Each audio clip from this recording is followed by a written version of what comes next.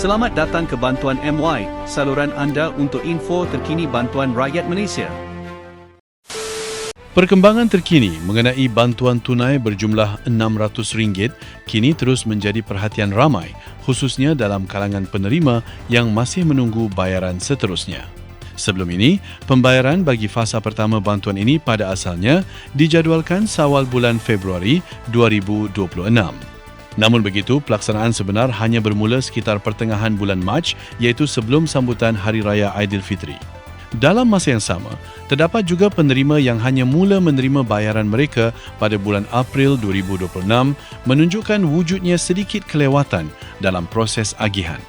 Situasi ini secara tidak langsung menimbulkan persoalan dalam kalangan rakyat mengenai bilakah pembayaran seterusnya akan dilaksanakan, khususnya bagi fasa kedua bantuan berjumlah RM600 ini.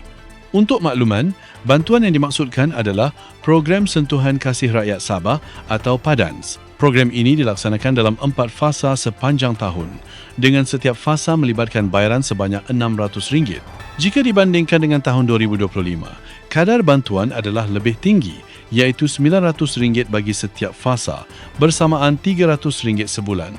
Namun bagi tahun 2026, jumlah tersebut telah diselaraskan kepada RM200 sebulan, menjadikan keseluruhan bayaran setiap fasa sebanyak RM600.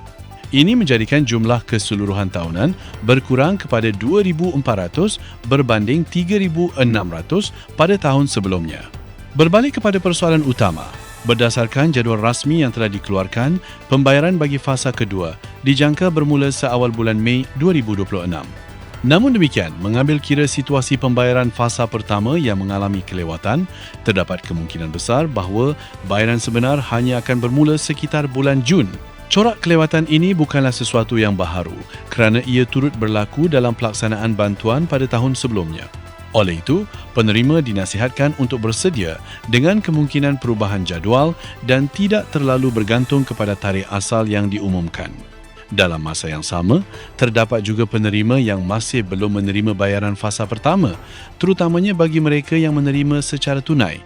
Ini kerana kaedah agihan tunai melibatkan jadual khusus di lokasi tertentu yang perlu dihadiri oleh penerima.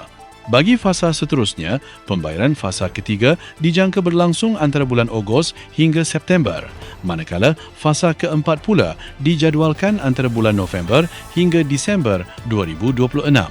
Untuk maklumat tambahan, penerima disarankan menyemak status bayaran dan kelayakan mereka melalui portal rasmi Kerajaan Negeri Sabah.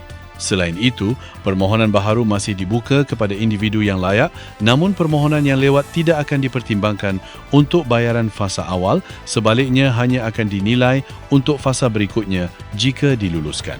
Sebagai kesimpulan, orang ramai dinasihatkan untuk sentiasa mengikuti pengumuman rasmi dan bersabar dengan sebarang perubahan jadual pembayaran yang mungkin berlaku dari semasa ke semasa. Terima kasih kerana menonton dan jumpa lagi di video seterusnya.